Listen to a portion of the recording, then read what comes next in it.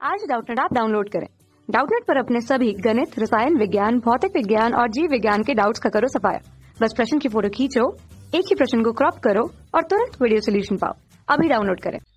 इस प्रश्न में हमें दिया हुआ है कि एक तार जिसकी प्रारंभिक लंबाई L तथा त्रिज्या R है को L तक खींचा जाता है, यानी L लंबाई तक खींचा जाता है। समान पदार्थ लेकिन प्रारंभिक लंबाई है कितनी, उसकी 2L।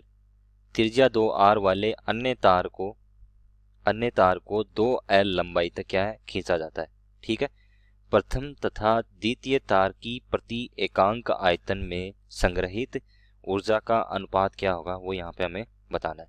तो इसके लिए अगर देखें तो पहला तार हमें यहाँ पे दिया हुआ है जिसकी लंबाई कितनी है। पहला तार यहाँ से अगर देखें तो पहला तार हमें दे रखा है, ये मान लो ये तार है इस तरह से,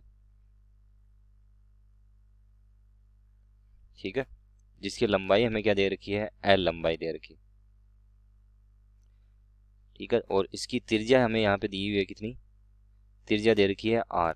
तो इसके लिए इसकी त्रिज्या क्या होगी, यहाँ पे R त्रिज्या और इसकी लंबाई L मान ली। ठीक है। अब उसके बाद में बोला गया है इसको कितनी लंबाई तक खींचा जाता है, इतनी लंबाई तक, यानी L लंबाई तक यहाँ पे खींचा जाता है। जैसे मान लो यहाँ पे इस तरह से खींच लिया।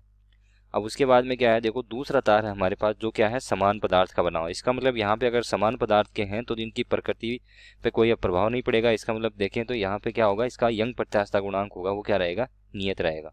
ठीक है। यानी जिसको हम y के द्वारा प्रदर्शित करते हैं वो क्या रहेगा, दोनों पदार्थों के लिए नियत रहेगा, यानी समान पदार्थ है तो। ठीक है।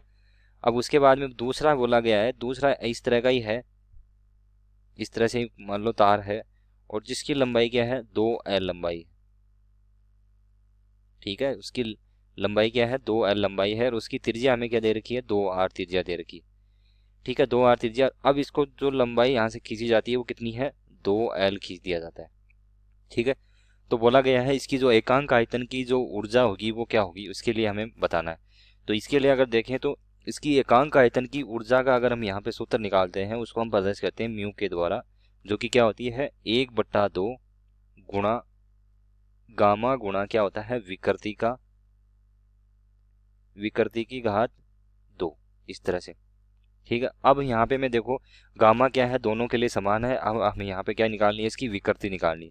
तो इसकी विकृति क्या होगी, देखो विकृति अगर इसकी जो प्रारंभिक लंबाई कितनी है, कैपिटल L है, और स्मॉल जो इसकी बाद वाली लंबाई है वो कितनी है, अगर बढ़ने के बाद में स्मॉल L हो रही है, तो इसकी विकृति क्या हो जाएगी, यहाँ पे ऊपर वाले की विकृति हो जाएगी।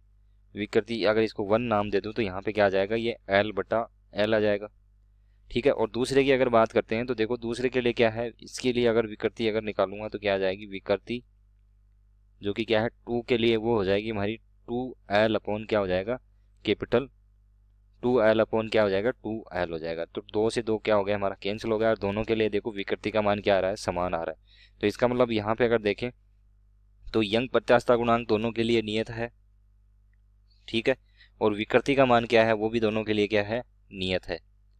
ठीक है। दोनों के लिए विकृति और यंग प्रत्यास्थता गुणांक दोनों नियत है। तो यहाँ पे देखो प्रति एकांक आयतन की ऊर्जा का अनुपात भी क्या होना चाहिए, दोनों के लिए समान होना चाहिए।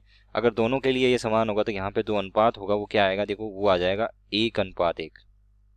ठीक है, 1:1 आ जाएगा। अब बात करते हैं ऑप्शन की। तो ऑप्शन में देखो फोर्थ ऑप्शन में दिया हुआ है हमें 1:1।